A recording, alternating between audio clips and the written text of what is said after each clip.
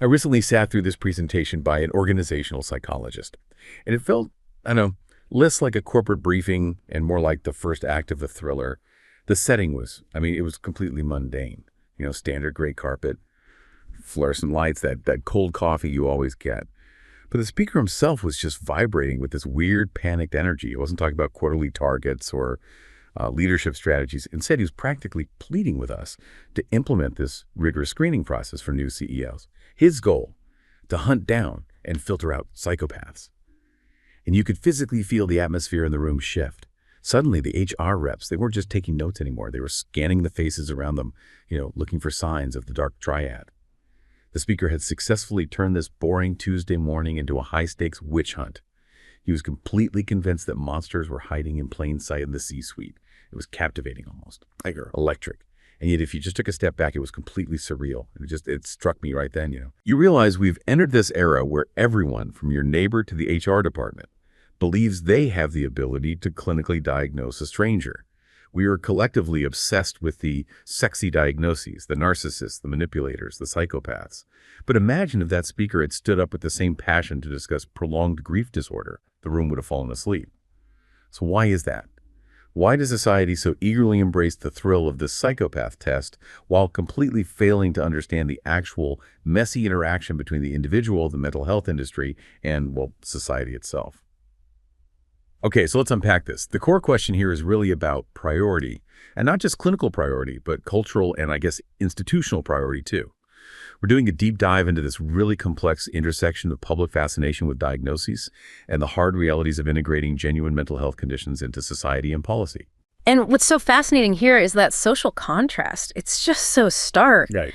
You have these conditions that offer the public a dramatic villain, a clear, easy-to-spot monster. And those conditions just instantly capture the cultural imagination. Mm-hmm. But then you have conditions that describe this profound, ongoing human suffering, like prolonged grief disorder. And they're so often met with, collective silence. Or even worse, just dismissal. Yeah. So our mission today is to explore both sides of this coin. The sensationalism that drives so much misunderstanding, and the vital yet often ignored need for recognition that these less dramatic diagnoses require. Let's start with the obsession then, the Dark Triad. It's not just a clinical topic anymore, is it? It's firmly entrenched in pop culture. Oh, completely. The public appetite for spotting a psychopath is just immense. And it's fueled by everything, from nonfiction bestsellers on corporate manipulation to popular films and television. And that phenomenon, it reflects this really fundamental cultural desire to categorize bad behavior, to externalize blame. It makes things simpler. So it's not confined to the clinic anymore. Not at all. The concept of the Dark Triad, narcissism, Machiavellianism, and psychopathy, it's become this commonplace shorthand. But that widespread familiarity often leads to some really severe misunderstanding because media loves a successful villain. And it's that media narrative that just fundamentally warps the understanding, right? Really? Historically, if you look at the mid-20th century, psychopathic characters were generally pretty clear antagonists. They were the dangerous, isolated villain. Yes, but a major shift has happened. The sources we've looked at really highlight this pivot towards protagonist psychopaths in modern media. Right. Think of those hyper-successful, ruthlessly effective characters who operate outside the constraints of morality but somehow still win the audience's adoration.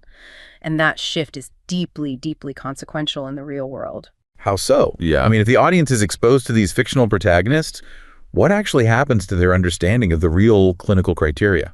Well, we see that exposure to these fictional protagonist psychopaths is actually associated with lay individuals endorsing what are called flattering distractor traits when they conceptualize psychopathy. Flattering distractor traits. Yeah, and this creates what researchers call romanticized psychopathy. That's a really powerful term, romanticized psychopathy. Tell us a bit more about what those flattering distractor traits actually look like and, how they contrast with the true clinical reality. Well, the clinical reality of psychopathy is characterized by severe deficits in empathy, chronic antisocial behavior, a kind of superficial charm used purely for manipulation, and this profound emotional poverty.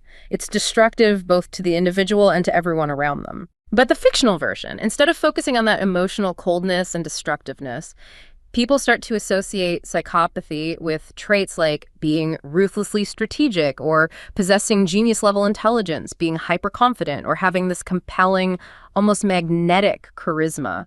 So the media basically sanitizes the actual misery of the disorder and presents this polished, high-functioning version that, people might actually aspire to. Precisely. You get this really dangerous idealization where the dark traits are perceived as like the keys to success in a hyper-competitive capitalist environment. Wow. And these findings have very serious implications across legal, practical, and ethical domains. I mean, if jurors, for example, internalize this romanticized view, they might mistakenly interpret clinical signs of manipulation as signs of exceptional intelligence or stress. Which could lead to completely biased decisions in court. Exactly. It fundamentally cheapens the gravity of a true personality disorder. And this cultural obsession, it creates the perfect fertile ground for something we're seeing everywhere now. The algorithm of self-diagnosis, which is particularly driven by social media. It's an unstoppable force right now. We saw this case example of a student, and we can call her Sarah, who was going through a really messy, painful breakup. The emotional pain was absolutely real, but instead of just labeling her ex as selfish or immature, which would have been accurate and, non-clinical, she immediately used the Dark Triad framework she'd learned from a string of 60-second social media clips to label him a clinical narcissist. And this just perfectly exemplifies the phenomenon of medicalizing normal human experiences. It's easy to see the appeal, though. Oh, it is. Medical terminology provides a kind of validation for real emotional pain. Right. If I say, I am deeply hurt because my ex was selfish, it sounds kind of minor. But if I say I suffered narcissistic abuse, well, that sounds serious, structured, clinically recognized. It gives it weight. It gives it weight.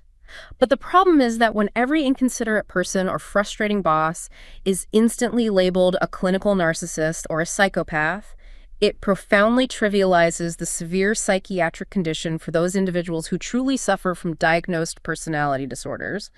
The terminology just loses all its clinical meaning. It just becomes a casual insult. Exactly. And the speed and the source of this misinformation are just staggering. I mean, platforms like TikTok, Instagram, and YouTube have become major, often the primary sources of health information, especially for younger demographics. The distinction between normal distress and genuine clinical illness has just dissolved. And the data on accuracy is genuinely alarming. Studies looking at mental health information online found that 52% of the top 100 TikTok videos on ADHD, for instance, had misleading information. Only 21% were considered clinically accurate. Only 21%? Yeah. And on YouTube, only 5% of videos on ADHD were highly useful. And here's the structural problem. The algorithms prioritize engagement, virality, and sensationalism, not clinical accuracy. Misleading content often attracts more views, which means the algorithms are actively pushing the least accurate information to the broadest audience. And this feeds directly into these concepts of diagnostic creep and looping effects, which are just so critical to understanding how self-diagnosis fundamentally alters the entire landscape of mental health care. Can you start with concept creep? Sure. Concept creep is described as the gradual broadening of harm-related categories, in this case, diagnostic categories.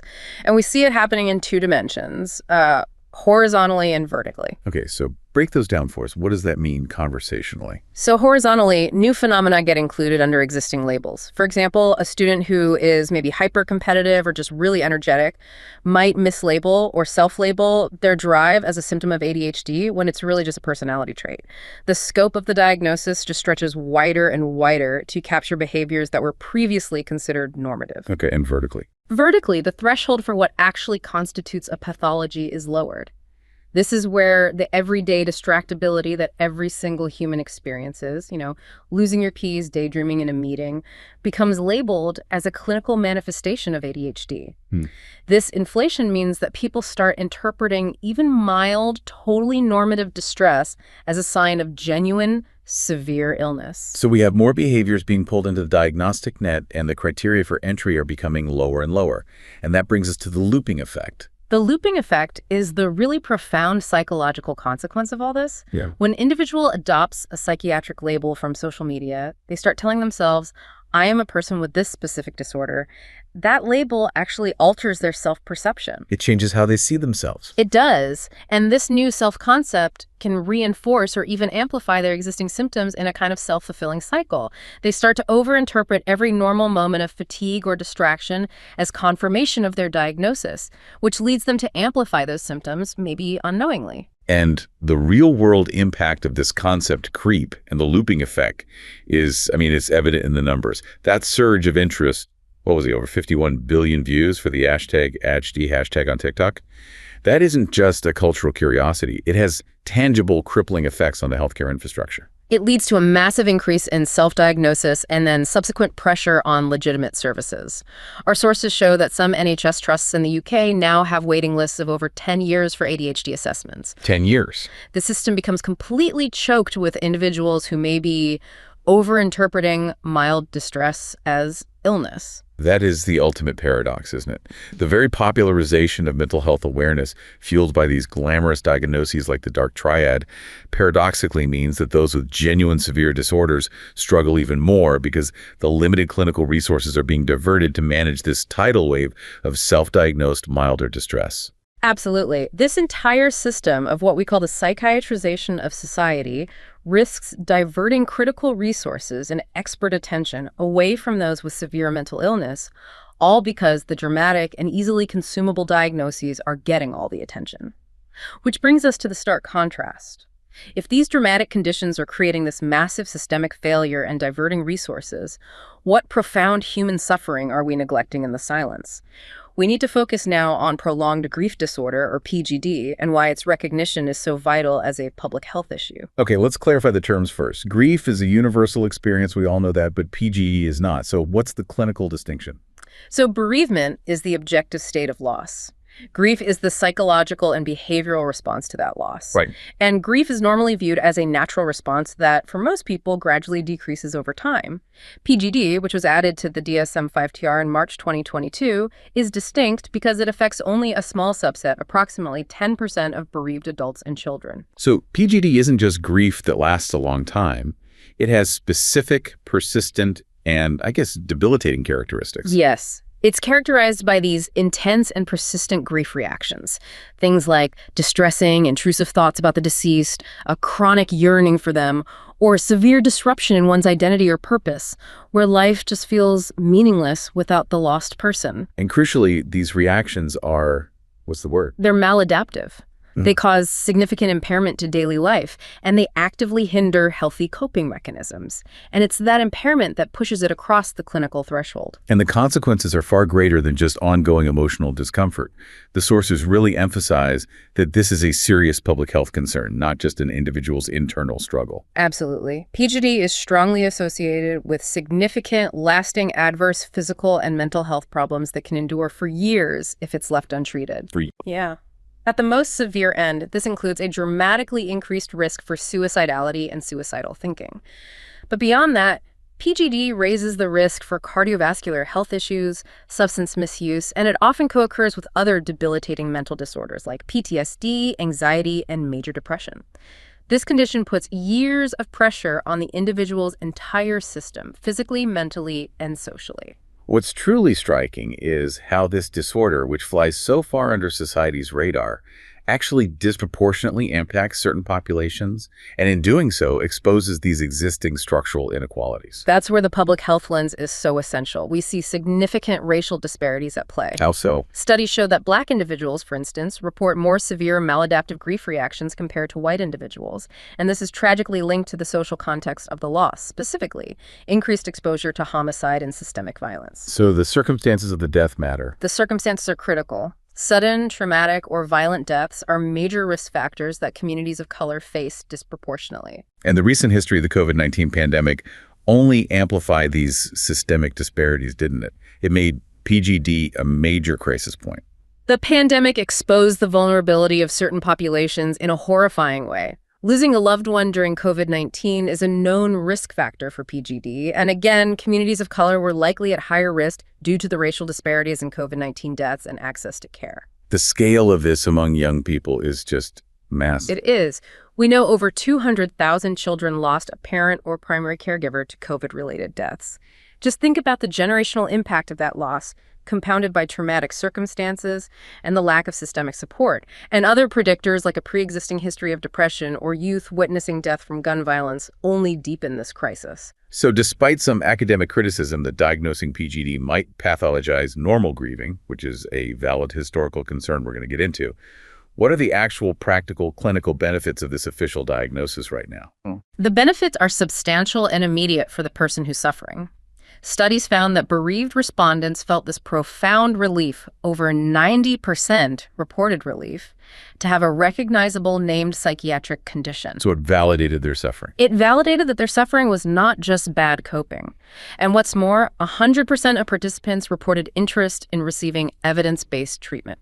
So the diagnosis isn't seen as imposing stigma, but actually offering clarity and a path forward. Precisely. The inclusion in the DSM-5-TR and also in the ICD-11 means the diagnosis itself doesn't appear to produce additional public stigma beyond what's already associated with grief. And critically, it opens doors for treatment and funding. When PGD is officially recognized, insurance companies can now cover the cost of treatment. Clinicians gain clear benchmarks for research, training, and standardized communication across the field, which leads to improved care. Can you describe the specific evidence-based treatment for PGD? What does prolonged grief disorder therapy or PGDT actually focus on? PGDT is highly targeted. It moves way beyond just general counseling. It focuses specifically on facilitating adaptive grief reactions and promoting healthy coping, recognizing that the current maladaptive symptoms are essentially stuck coping mechanisms. And the therapy outlines, 7 healing milestones? Yes. They include things like understanding the process of grief, learning specific techniques to manage difficult emotions like yearning and guilt, seeing a realistic and promising future without the deceased, strengthening existing relationships that were maybe strained by the grief. And also finding meaningful ways to connect with memories of the person who died without being paralyzed by them. Exactly. I find the concept of adaptive reactions really fascinating because it reframes the goal. It's not about getting over it, is it? It's about integrating the loss into one's ongoing life narrative. That's it, exactly. Adaptive reactions aren't about eliminating the connection to the deceased.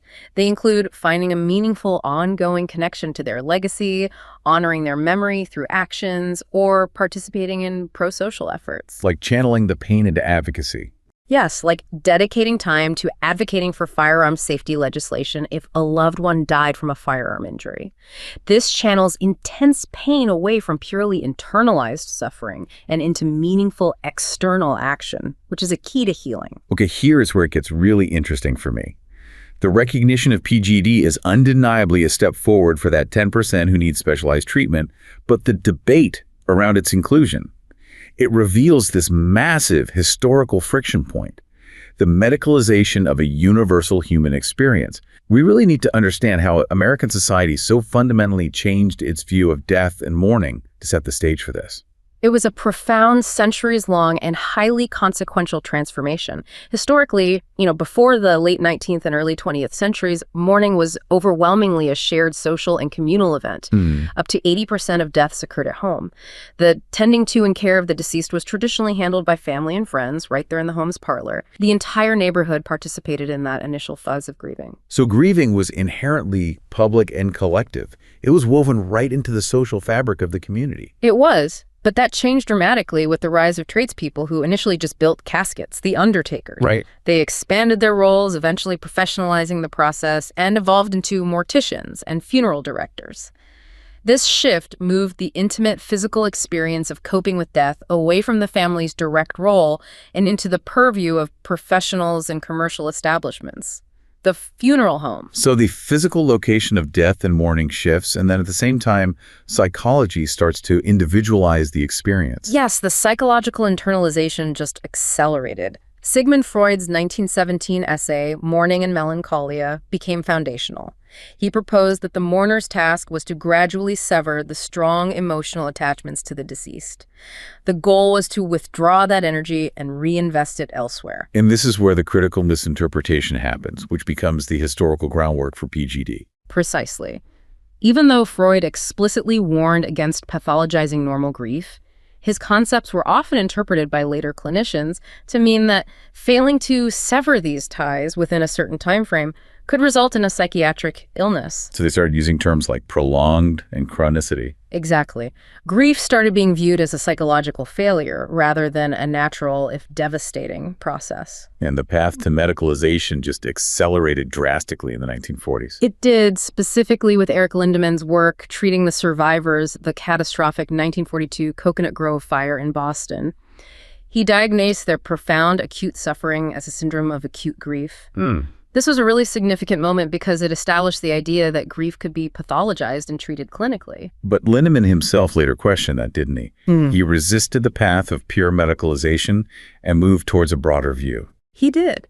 He realized that isolating grieving individuals for purely clinical treatment was often counterproductive. His subsequent work led him to integrate sociology and anthropology into mental health research.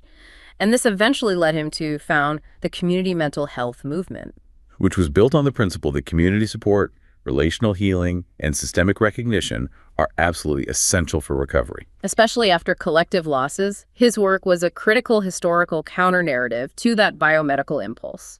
So the history shows us that the idea of pathologizing grief has always been met with professional friction. This leads us right to the contemporary heart of the issue. The medicalization of normal sorrow in the modern era, embodied by the Diagnostic and Statistical Manual, the DSM. The drive for classification has just been relentless. The DSM grew from 106 disorders in 1952 to 265 in 1980. This classification system, rooted in the desire to map out patterns of pathology, built a foundation for systems like the DSM and the ICD. And PGD, now included in the DSM-5-TR, is frequently cited by critics as the ultimate example of medicalization because of its arbitrary timeline. Critics argue that the time point for diagnosis, 12 months for adults, 6 months for children, are simply social constructs that cannot be scientifically validated. They're just drawing a line in the sand. They are. The criteria establish this inherent, often unspoken timeline.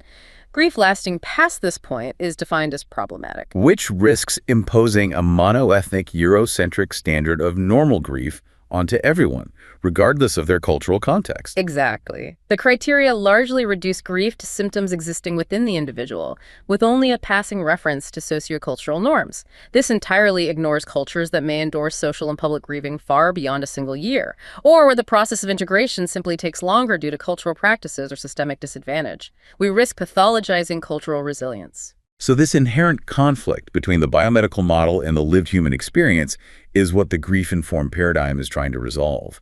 It's arguing for deconstructing the current dominant narrative that defines grief overly as an individual problem needing treatment. The grief-informed perspective is a wholesale restructuring of how we view loss. Let's break down its core tenets because they offer a fundamental alternative to that reductionist view. Okay, let's start with the most basic tenet. The nature of grief itself. So grief is fundamentally an adaptive, non-pathological response to loss. It is not an illness. Right. The expressions of grief, the crying, the withdrawal, the yearning, are attempts to cope with a devastating reality, not symptoms of a disease. Okay. And second, the nature of complexity. Grief is inherently complex because people and relationships are complex. The old paradigm often labeled grief as complicated when it was simply messy, confusing, or just didn't fit a neat timeline. The grief-informed approach holds that all grief is complex. So labeling some of it complicated is just... It unnecessarily pathologizes the very real, multifaceted pain people experience. Third, the critical role of context. Grief is deeply contextual. It's interwoven in a sociocultural context, family, community, social systems, systemic violence, and racism. It doesn't occur in a vacuum. Whereas the biomedical model is reductionistic. Very. It only seeks symptoms within the individual, ignoring the external forces that shape coping and health disparities. And what's next? The disruptive nature of loss. Right. Grief is profoundly disruptive. Loss shatters your identity, your relationships, your basic assumptions about the world. It's a core human challenge, not a disease. The distress is a normal response to an abnormal, painful situation. And this leads to the role of community, which is so often ignored now. Healthy adaptation is fostered by supportive relationships. The current American climate often treats grief as a private, isolated matter, which leads many bereaved individuals to feel abandoned and misunderstood. Relational support is a basic human need. Next, a focus on empowerment. Healthy adaptation is fostered by personal empowerment and agency. Loss inherently strips people of control. When you lose someone, You lose control over your world. Cultivating a renewed sense of personal control is a vital protective factor against prolonged distress. And what about safety and non-judgment? Healthy adaptation is also fostered by psychological, physical, emotional, and spiritual safety. This requires honesty about the circumstances of the death, and crucially, holding a non-judgmental stance toward the person's individual experience. They have to be allowed to grieve in their own way. Even if it doesn't conform to what others think appropriate grief should look like. Exactly, which leads to the individual reality. The duration, intensity, and experience of grief are unique for every single individual. Creating unscientific, socially constructed parameters around acceptable lengths or depths of grief is inherently contradictory. Because we know grief varies dramatically. Based on countless factors, yeah. And then there's the dynamic nature. Grief is dynamic. It cannot be captured by linear, prescriptive models like stages or phases. The popular misinterpretation of models, like Kubler-Ross's stages, has led to this illogical belief that there are correct ways to grieve. A grief-informed approach recognizes there are no universal, acceptable ways to grieve, only human ways. And finally, the last tenet. The non-finite nature of loss. Loss is interwoven into our identity. Therefore, the act of grieving is non-finite. This challenges the popular assumption that grief is time-limited. So terms like recovery or resolution are actually harmful. They are, because they imply a fixed endpoint, a finish line that doesn't exist. Grieving a loss influences a person throughout the rest of their lives. That relationship remains a part of you. So the grief-informed paradigm essentially tells us that PGD, while clinically necessary for that severely impaired 10%, also exposes the profound failure of the dominant culture to support the normal 90%. Okay, so if we connect this back to the bigger picture, this lack of societal agreement on what grief even is, it has these tangible negative consequences when it hits the institutional level. In healthcare, in the workplace, the system prioritizes the dramatic, the immediate, the quantifiable over necessary chronic support. Let's look at the operational paradox through the lens of a publicly funded system. Take the case of Elena in Toronto. 2 years after losing her sister, she sought help and was found to meet the clinical criteria for PGD. Her suffering is real, recognized, and debilitating. And yet, in a triage-based universal healthcare model, her suffering is just not prioritized. She's not in immediate danger, no active psychosis, no immediate self-harm threat. She is, as our sources put it, quietly, deeply broken. And this is that profound systemic friction.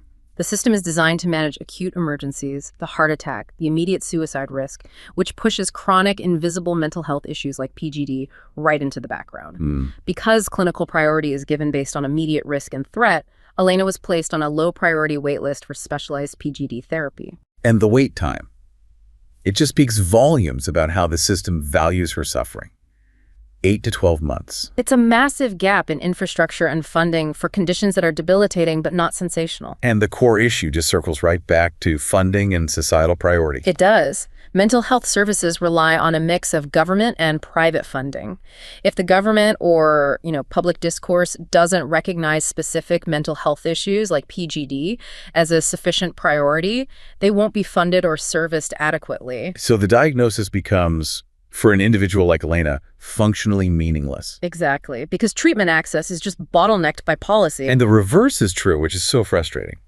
If a condition gets significant media traction, say through massive social media trends or celebrity endorsements, the government may be compelled to react and fund services, regardless of that condition's actual severity relative to others in the system. The public noise, often fueled by sensationalism, overrides objective clinical necessity. It creates a completely distorted public health agenda. The conditions that generate the most public noise, even if exaggerated or self-diagnosed, compel governmental action, while conditions of genuine, profound, but quiet suffering, like PGD, get relegated to the waiting list. A structural failure. Even after the DSM has caught up, the institutions haven't. And the same exact friction hits the corporate world, forcing individuals to navigate this brutal policy gap when they try to return to a productive life. Let's look at the case of Marcus, a senior analyst in Chicago. 6 months after his loss, he was paralyzed by PGD, experiencing recognized symptoms like severe cognitive slowing and impaired concentration. So Marcus was responsible. He requested reasonable accommodations, a modified schedule perhaps, or a quieter workspace under the Americans with Disabilities Act, the ADA.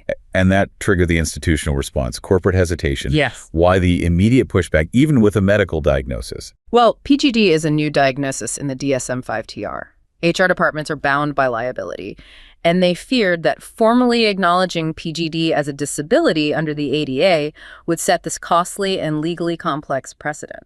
So they preferred to avoid treating it as a medical condition requiring accommodation. Pretty much, yeah. And the outcome for Marcus is just infuriating. Instead of getting the accommodation he needed, he was placed on a performance improvement plan. That is institutional cruelty dressed up as managerial competence. It's an organizational way of saying, we recognize your sadness, but we prefer you to power through and meet our arbitrary performance metrics, or else.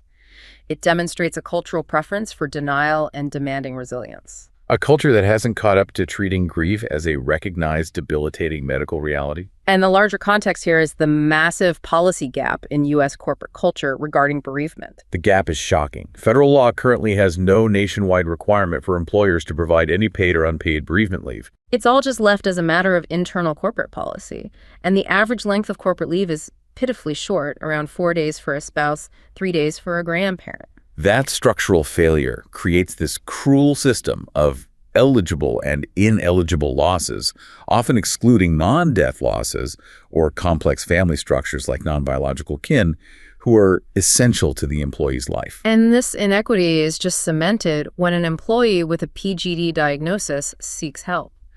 The diagnosis is accepted superficially, maybe with a nod to mental health awareness. But it doesn't carry sufficient weight to compel the employer to provide true, flexible accommodation beyond those restrictive standard policies. Exactly. But the law does technically cover this. Grief, PTSD, short-term anxiety, situational depression. They are all covered under the ADA, legally requiring the employer to consider reasonable accommodations. They must consider them, yes. But the burden of proof and the ongoing documentation often fall entirely on the grieving individual who is least equipped to handle institutional bureaucracy. The legal framework requires professional documentation, FMLA certification, for instance, but the cultural default in many corporate environments is skepticism rather than support, especially for chronic, invisible conditions. This systemic failure just forces the severely grieving individual into bureaucratic limbo. So let's synthesize all of this. We have a society that sensationalizes complex conditions like the Dark Triad, creating misinformation and draining resources, while at the same time failing to support profound but non-dramatic conditions like PGD. The collective result is this massive information overload that just blurs the boundaries between life stress and clinical illness. And while social media definitely increases mental health awareness, it also fosters the overpathologization of common human experiences. For adolescents, finding relatable content and community online reduces isolation, which is a good thing. Sure. But the cost is the complete blurring of boundaries, oversimplifying complex terms like bipolar or OCD into simple personality descriptors. We have to keep reiterating that critical distinction. A mental health experience is simply the range of normal human emotions we encounter daily. It is the spectrum of stress, sadness, anxiety, and distraction that comes with being alive. Whereas a mental health disorder is a serious pattern disruption of daily functioning. It causes distress, it meets specific clinical criteria, and it warrants professional intervention. When every instance of procrastination is labeled ADHD or every moment of sadness is depression, we lose the ability to identify the signal from the noise. The serious disruption becomes harder to see. And this absorption of psychiatric knowledge into every facet of everyday life is the psychiatrization of society. It's driven both by top-down forces like shifting diagnostic manuals and bottom-up influences like consumer demand for diagnoses from TikTok. And the practical consequence is profound. It risks diverting critical clinical resources away from individuals with severe mental illness.